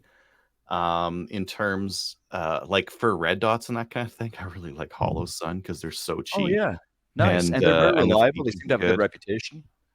I've never had to Yeah. send any of mine back. I've got that 1911 has a Hollow Sun on it, and it's had a Hollow Sun on it for probably 5 years, and it's still good. Battery's still fine on it. Yep. Yeah, it's just shake awake. I never have to turn it off. I could just literally pick up that gun, and the battery would be good, and I could start using it. So I like that. I'm curious about Arkin because they have a really good like value to price reputation in the U.S. But they're kind of new to Canada, so I'm not really sure about the warranty and that kind of thing. So I'm kind of curious about that. Mhm. Yeah, Yeah, I'm I all don't over. I don't think they have like an office the way, you know, Vortex has at least a brick and mortar presence in Canada, right? I looked into Arkin Hmm. some months ago when I was sourcing a new scope for my Precision 308, and I ended up putting, you know, I think Arkin could be the next Athlon because they're following that same business model, and they seem to be, you know, people seem to like them. They seem to be making good products. I ended up putting a completely unheard of scope on that rifle because it was given to me in exchange for a review. Hopefully, a good review. We don't know yet, right? Because I haven't run it. Could be a bad review. Hmm. But yeah, the company's Discovery Optics, and they're just, you know, just like Hefe said, you know, Vortex came up with this idea, and all these companies are following in their footsteps, right? Um, uh, Athlon, and then Arkin, and now companies like Discovery Optics. Unfortunately, this company they have not yet seen the wisdom in specializing in a particular niche. Like Arkin gets Hmm. that they're making one kind of rifle scope, open turrets, you know, Japanese glass, ED glass, this kind of stuff. Discovery Optics is still making, you know, they make some products that look great. The scope I got, I can't tell you how impressed I am with it. It's, you know, I think they're $500 or something, and it's a 5 to 30 by 56 on a 34 millimeter tube with all the features, you know, Christmas tree reticle, illumination, Hmm. first focal plane. Obviously, it's FFP. Very, very good. Apparently, ED glass. That doesn't really mean anything these days. Like I have, you know, ED glass in a Bushnell spotting scope, and it's junk glass. You know, Hmm. I've had Vortex glass that does not claim to be, you know, extra low dispersion, and it was better. So, you know, these are kind of marketing terms now. But yeah, this company Discovery, you know, they make some very kind of cheap. What's it like? NC Star. You guys are familiar with Oh NC? Everybody is. yeah. Oh yeah, Yeah, no, I do. Yeah. No, no, I don't. Barska, No, never. NC No Star. idea what you're Yeah. talking about, right? But yeah, Barska, exactly. You know, they make that kind of stuff, but then they make these really beautiful scopes, and $500. You know, I was looking at spending 700-800 bucks on this Arkin, and then these guys sent me this for nothing, and I'm going, when I got it, I thought, oh man, I would definitely, you know, so far, I mean, who knows if it'll Hmm. track and so on, right? That's where the rubber Hmm. meets the road. But $500, you know, great deal. So yeah. Hmm. Interesting. Yeah. How'd your experience go with the Type 81? Oh, it's great, man. You know that, as you know, it was a very positive review. Basically, just did like an 80 round burn right at the outset because it came on the Hmm. heels of the M10X video. And one of the things that a lot of people, a lot of these sort of apologists for M plus M in the comments section were going, I've put 20 rounds through mine. It's only had 3 stoppages. It's fantastic. You're full of shit. You know, these guys, you know, everybody claims that it's the ammo. Well, you're running this cheap Norinco FMJ. It's obviously the ammo. When, you know, I put at least 2 different brass cased ammos through it as well. I put, a Lapua, and I put the other was it's been a long day, but and who buys a 7.62 yeah, rifle to put good ammo through you gotta it? you gotta put Lapua through it, guys. Like, come on. If you, and I talked about this in the video, just the design of the 7.62 by 39 cartridge, the tapering walls. That's the Soviets designed that for reliable operation in gas operated weapons. So it's an inherently reliable cartridge. There's no reason to blame the ammo, and I've been running that ammo for years. It's great ammo, cheap ammo, very reliable.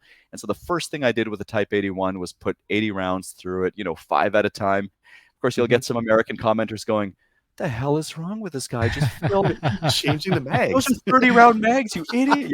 Yeah.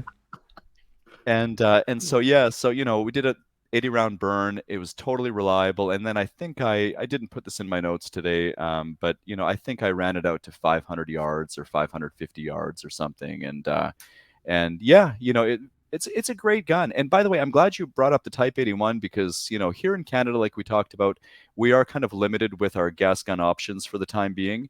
And I want to do a shout out to Sigmaco. Who I think it's Matt. Is it Matt at Sigmaco? Yeah, I think so. Boy, I'm going to be embarrassed if I got that name wrong. I'm sorry if I buggered your name, but yeah. So Sigmaco is making, as you know, fantastic products to modernize this rifle. And one of the things that I'm hoping to do with the channel is get. I've been trying to talk him into sending me a demo rifle with all of his parts totally tricked out with his forend. He's working on a stock now, a bunch of other things. Oh, cool. Yeah. And yeah, that's something I'd like to do down the road once I kind of work through this list of reviews that I owe people, like the scope and so forth, right? Yeah. But yeah, down the road, I'd love to bring the Type 81 back. This time, fully kitted out with Sigmaco parts that have modernized it, because it is a great rifle, but man, is it dated. I mean, it's those thin grips, and it's. And the rear sight on it is so weird. It's weird. Like this aperture, rectangular aperture. Yeah. It's a funny sight. It didn't bother me. Like I shot it a bit with irons, and then I actually ended up putting an optic on it, an LPVO, and that's how I was reaching out. Like I'm 45. I'm not shooting 500 yards with iron sights, but everyone in the comment section does so at 1,000 yards with half MOA accuracy, right? Yeah. So, but yeah, no, it's a great gun, and I think it has a bright future in Canada because we used to we used to have the VZ58, was sort of the Canadian Kalashnikov, right? That was the alternative here for that pattern of rifle, and I realized that the internals are totally different, but I just mean aesthetically and also operation, the way it looks and functions. The Type 81 is now that kind of Canadian Kalashnikov, and I think it's here to stay. Yeah. The VZ58s and the CZ858s, they're so good. I like how compact those were. Like with the grip, it was right there. Like the magazine was nice and far back. The action was so compact on those things. But I guess you have more room for activities on these, right? If you can get the long mag and do the strip off thing and run it all tactically. That's not the LMG. That's the newer one that came out recently. Oh yeah, right. Yeah. What do they call that one? The SR, the Type 81 SR. They're on for $1,000 right now, $999. And you know what? I remember now. You're kind of refreshing my memory. I remember thinking I would buy one if it was 7.62 by 5.4. If it was 5.4R, because then you're getting that Dragunov experience. Like, to have the same intermediate cartridge in there, it's basically just cosmetic, right? The difference is cosmetic. Maybe you have a longer baby barrel. Dragunov. Yeah, it is, but it really would be with that. If the cartridge was rimmed for the extractor's pleasure, that would convince me. Well, and if you look at the price difference between 7.62 by 39 and 7.62 by 54, it's not that much. You can get 7.62 by 54 for like 50 cents, 40 cents. Like, you can get it for cheap. 7.62 by 39, yeah, you can get it for cheap too, but the 54 is not that much more.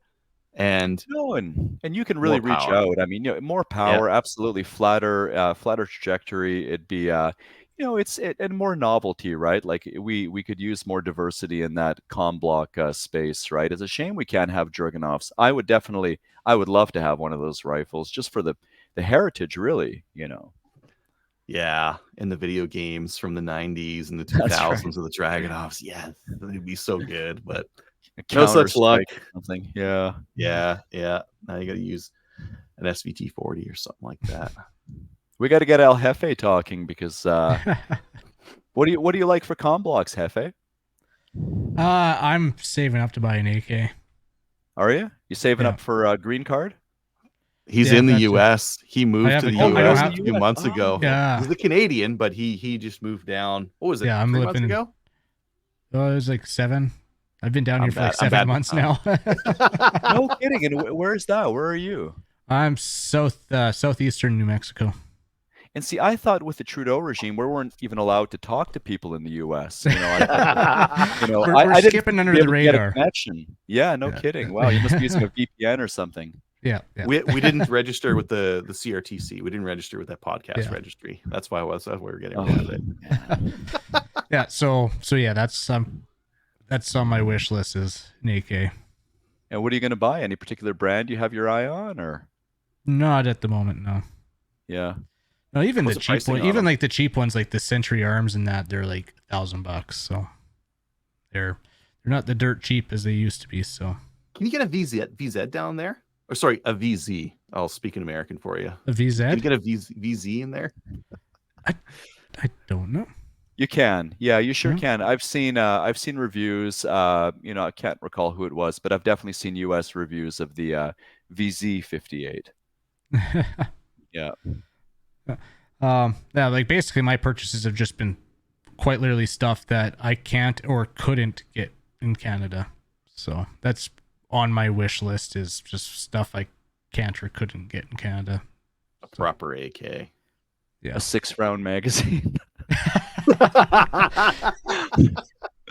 Well, yeah, I've been running full capacity mags. Like AR's got the D60 on there that I had the pleasure of permanently drilling out the rivet and, well, building an AR and doing the AR style PCC, and then my shorty 3-inch everyday carry pistol. And wow, all the things we're jealous about, and our writers write in, that's American stuff, don't talk about that. That's just just jealousy, and it's the risk of a good example too. Like, why not? Why not? There's lots of progress we could make up here. There's a petition now to remove the prohibition on suppressors, right? That'd be a great idea. It's only in Canada would they ban safety equipment, eh? Yeah. I would love to run a suppressor while hunting.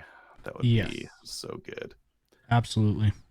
I see a VZ58 in the US. It's $1,700 though. Oh wow, brutal.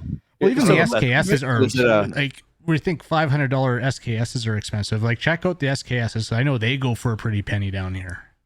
Or the Type 81. Someone told me that the Type 81 is like, is unicorn material down there because of the ban on Chinese imports. So there are a few apparently stateside, but they're like, $10,000 or something crazy because they're highly collectible. Whereas up here, you're looking at going, I can't believe I paid $800 for this piece of, this piece of tin or whatever, right? I mean, it's a cheap gun. Like, holy crap, that dust cover. I made a point in the video of kind of flicking it with my finger to show you how it, it's like a tin can. It's unbelievably cheap, but it goes, right?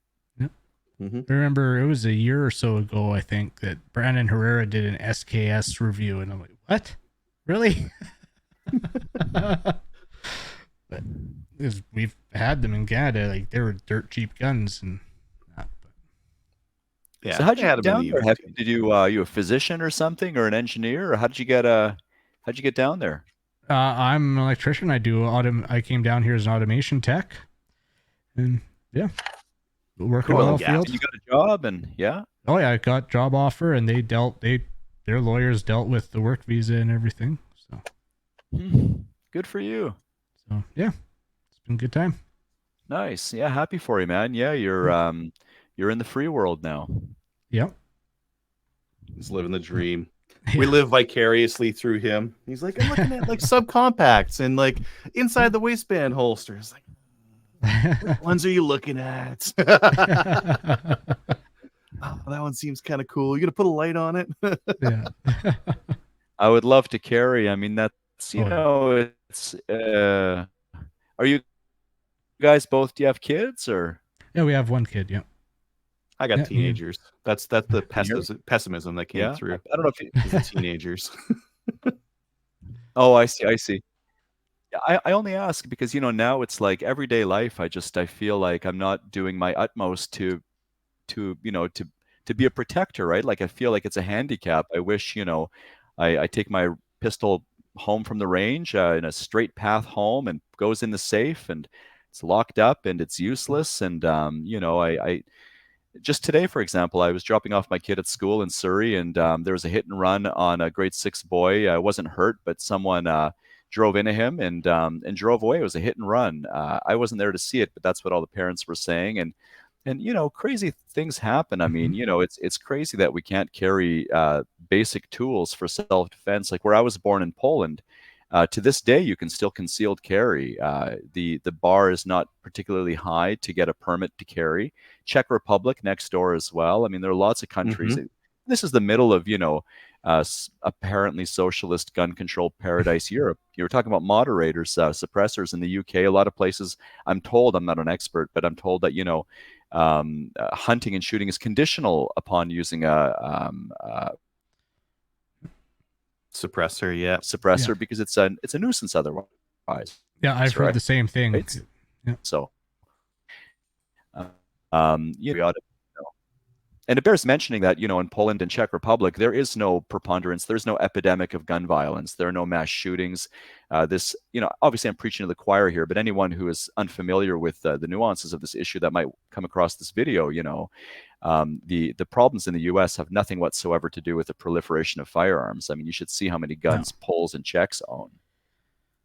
Well, and then even if you're talking the gun violence and everything happening in the States, look at where they're happening and what the gun laws are like in those places. Because usually they're the strictest gun laws, like Chicago, LA, like places California, with the strictest gun control is where this stuff is happening. I always make that point when I argue with these people who say, well, look at the US. And I say, well, look closer. Have a look at where these things are happening and what the laws are in those places. Because, if you want to continue to believe in civil disarmament, don't look too close at the US because you'll learn some things that you might not want to know about, It's, I mean, I do wish I lived in the States. I hope that doesn't sound unpatriotic. It's just, again, as a father, I wish I could carry a pistol. I wish, I could be there fully to protect my kids and the other people around me. And we're at a disadvantage here. I mean, in North Vancouver, here in Metro Vancouver, there was a mass stabbing, I think last year or, earlier this year. I don't know if you guys are familiar with this, but some nut went in there and killed a woman and maimed a bunch of people, and totally preventable. I mean, we see fit to empower guys delivering a few $1,000s to an ATM with sidearms, but we consider a few $1,000s in an ATM to be more valuable than a school full of kids. Yeah. I think, it's just, it's so hard to change in Canada. The Conservatives tried just saying like, hey, pepper spray, we're in this this is in Alberta here. They were trying to say, let's just make pepper spray okay to carry for self-defense. People do it right now. They're just like, oh, that's dog pepper spray because I'm scared of dogs. Okay, well, as long as you know the magic words, you can carry pepper spray. And they're saying like, let's just get rid of this facade of this thing, and no, couldn't get it through. No, sorry, that's an offensive weapon. But the pepper spray and bear spray is still okay. You can still carry that. Yeah, it's ridiculous. We have the same issues of stabbings and whatnot in Edmonton here too. The random attacks and that kind of thing. Yeah, it'd be nice. Be nice to be able to. I don't know how often I'd carry though, because I'm very lazy and I don't like putting extra stuff on my pants. Maybe once in a while if I'm going to like a bad area of the city, but I probably wouldn't carry that often. It would be nice to, you know where I would carry the north side. the Ah, north bow side. hunting. Yeah, the north side too. But bow hunting, because if I'm bow hunting and I come across a bear, like I don't want that bow to be between me and a bear's meal. I'd rather have a handgun. I'd rather be able to quick draw my Glock and 10mm Glock. Yep. yeah, do something about it, Yep. but not so much. So the bow and maybe a knife is all I get. Yeah. Yeah, it's crazy. I mean, yeah, we ought to be able to carry defensive tools everywhere, but we've been sliding down a slippery slope for decades now, and if if it doesn't stop soon, we'll end up like Britain, where you have to use a suppressor.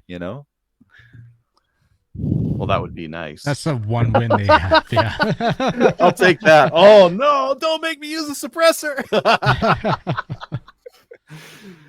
Maybe I guess it would make my gun rack back there pretty expensive though.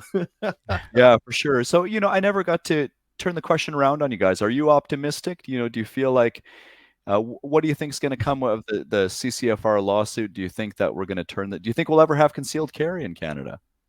Ooh, concealed carry? No, I don't think so. Doubt it. There's something major's got to change in the public's thinking for that to get through. And Canada's been Canada for so long that no, I don't think that'll ever get turned around. Kyle, one thing that is changing is the violence, the random violence that's happening all across Canada right now is changing. So like the bail reform laws that changed just before the pandemic, Liberals made a drastic change to bail reform, and some change to bail reform was overdue. They went overboard. And now we're at a place where violent criminals are getting out. Like the revolving door of justice is where we're at, and people are seeing that, and that is changing people's opinions. So I think like sometimes it has to get bad before people are like, oh, this sucks. Why are we doing this? Like this revolving door thing is terrible. Like, yeah, I see these news releases where like the cops are saying, hey, we're letting this guy go because we have to, but he's going to reoffend. This guy's going to go rape someone or he's going to go kill someone. It's guaranteed. And then it happens the next day. And it's like, oh, well, how, like the average person only needs to see that so many times before they're like, whoa, this is some BS. Like we need to make a change in government, and I will vote for the person who says they're going to fix this, and they sound like they're credible.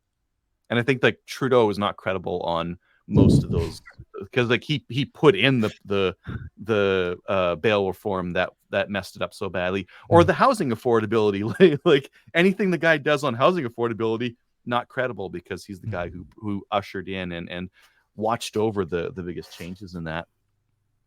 So maybe it's like Harper's fault somehow.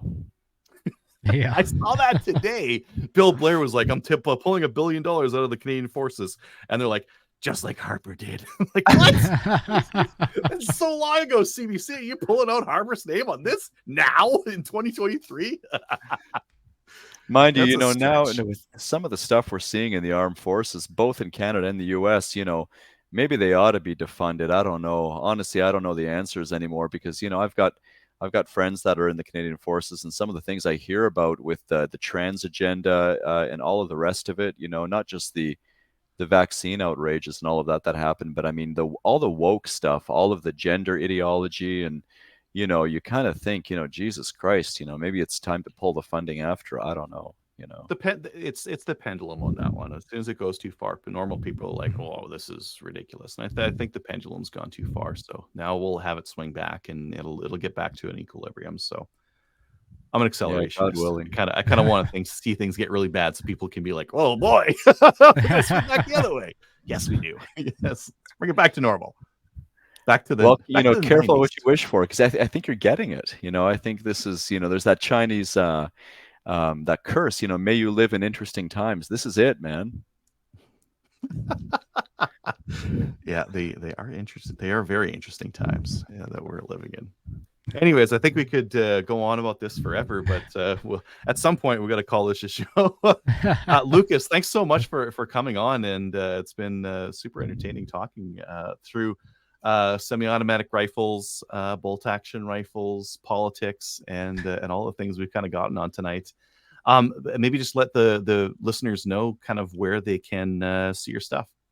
Yeah, thank you so much. It's a privilege and a pleasure. I really appreciate you taking the time to have me on, and it means a lot to me. Thank you so much. The channel is Precision Riflecraft. Riflecraft is one word, like fieldcraft.